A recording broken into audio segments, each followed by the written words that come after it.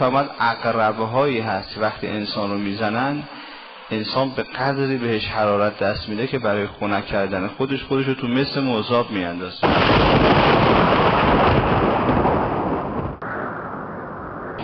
مرگ وجود نداره. کلما نضجت جلودهم بدلنا جلودا آخر.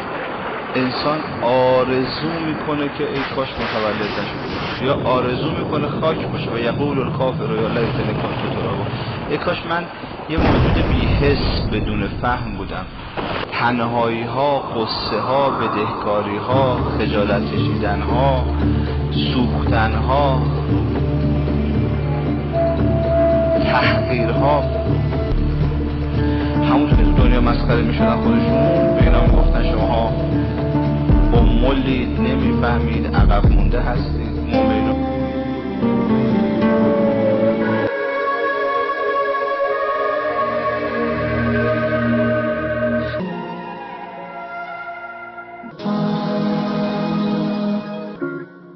آخرت خدایا من الان اینجا کاری نمیتونم بکنم. کاش که به من میگفتید دنیا اینجا آخرت خدایا من الان اینجا کاری نمیتونم بکنم.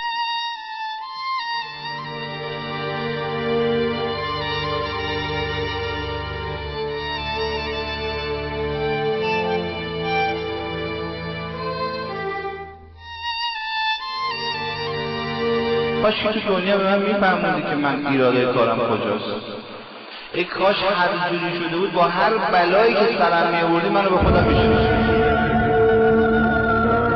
خدایا کاش که به من تذکر میدادی، کاش که به من یه جوری میفهموندی که آخرت چقدر دردناکه. من پرهیز میکردم انقدر بدمستی تو گناهانم نمی‌کردم. خدایا کاش که به من تذکر میدادی، کاش که به من یه جوری میفهموندی که آخرت چقدر دردناکه. من پرهیز میکردم انقدر بدمستی تو گناهانم نمی‌کردم. من چه میدونستم جهنم همچین جاییه. من چه میدونستم جهنم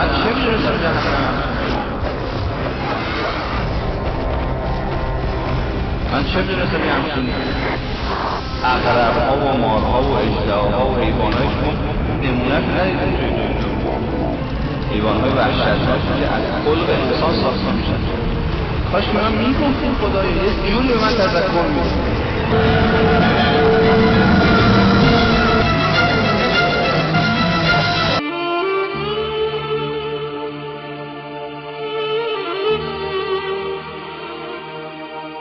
چه مریضی، سردرد داری، پادرد داری، نمیدونم گرفتاری داری، قرض داری، نمیدونم هر چی مشکل هستی هست، شاد باش که زنده ای.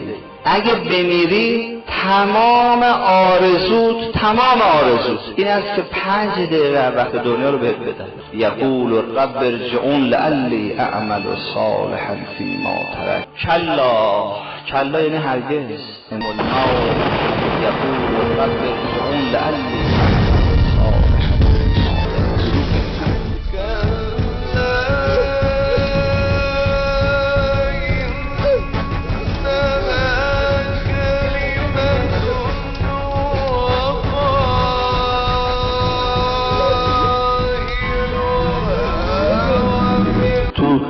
آستانه 1000 یه جور بلا قرار گرفتی، جونتو نجات داده خدا، ولی بازم نشد. نمیشه برگردی.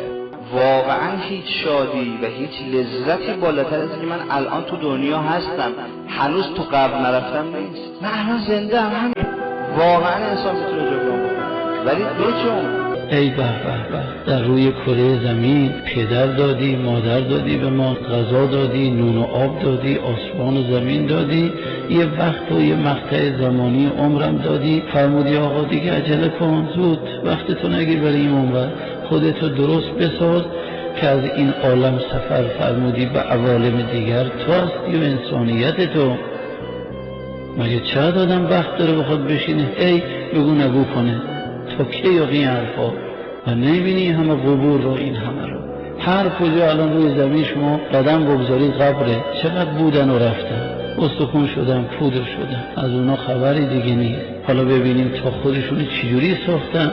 و بعد از این نشعه یکی از عزیزان، من گاهی دلم برای ایشون میسوزه، بگو آقا گرفتارم به خدا، شبانه روز همینجور دسته گله همینجور مردم آه ناله همینجور میان جلوی من این اموات سان پیدا میکنن، همینجور جزعه، همینجور فزع دارن، فریاد فغان، همه هم گرفتار. خود چیکار کنی اینا رو؟ چقدر براشون قرآن بخونید، چقدر فاتحه بگی؟ مگه یکی و دوتا هستن؟ همه هم عجز و ناله میکنه ای خدا یه کاری بکنه، ای خدا یه کاری بکنه. خود چیکار کنن آیا؟ مگه چقدر بازماندگان به فکر اونها هستن؟ مگه چقدر اونایی که وارثشون هستن به فکر اونها هستن؟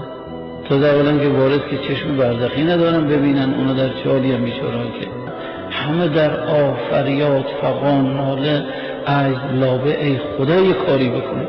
خود چه کار کنن آقا؟ ابد است. آخه مگه چقدر میتونن براتون کار کنن؟ اینه که باید خود توشه تهیه میکردی رفتی، این که نمیشه آقا که حالا یه روز دعوتت بکنن، یه قرآن برات بخونن، یه سوره بهت قرآن بخونن، 2 روز تو رو حل کنن، یه هفته مشکل تو رو حل کنن، نمیتونن ابد تو حل کنن که. میگفت آقا گرفتار شدم نمیدونم چه کنم، فاتحه میخونم. خب من چقدر میتونم؟ منم زندگی دارم، منم گرفتارم، من خودم اسیرم، چقدر براشون قرآن بخونم؟ این آه و ناله ها چیه؟ اون سوی نظام هستی، بیخبری، اون سوی نه اون سوی پشت آسمون ها، همینجا که هستی، همینجا. بله، با یک واسطه ازشون شنیدم، یک واسطه از خودشون، و گفت رفتم توی قبرستانی خوبشون خطاب کرد به همه اهل قبرستان، گفت امشب شب عید ولایت است، همه از قبرها بیرون شوید. و گفت یک دفعه دیدیم کل قبرستان برخواستن، اما چه وضعی، چه اشکالی، چه حیواناتی، چه عجیب و غریبی. بعد خود اون آقا دید از بس که افتضاحه، بعد فرمود حالا شب عید ولادت است، بیش از این افتضاح ظاهر نشه، همه برید تو کار خودتون فرو برید. بله، اونها رو محوشون کردیم. نمیدونیم ما تا کی عمر وقت گیری بشیم، بالاخره آقا انسان ساخته بشیم. 10,000 نفر داریم توی مملکت دارن برق دزدی استفاده میکنن. میرن ماشین نو خریده 30 کیلومترش رو قطع میکنه، 6 ماه با این ماشین میره اون ور اون. بعدم میبره ماشین رو به عنوان ماشینی که صفره 1 کیلومتر کمتری کار کرده میفروشه.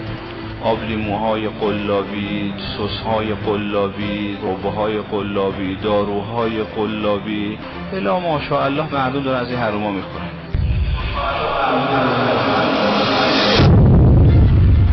یه زمان اینا رو متوقف میکنن، حق میلیون ها نفر از انسان میطلبن. داری بدی چیزی اونجا؟ یاد بی کسی و بدبختی اونجا میشه. طولانی سالها، دهها، قرنها، هزاران سال آدم گرفتار بشه. اونجا شوخی بردار نیست. آتش قیامت میلیاردها برابر سوزاننده تر هستش.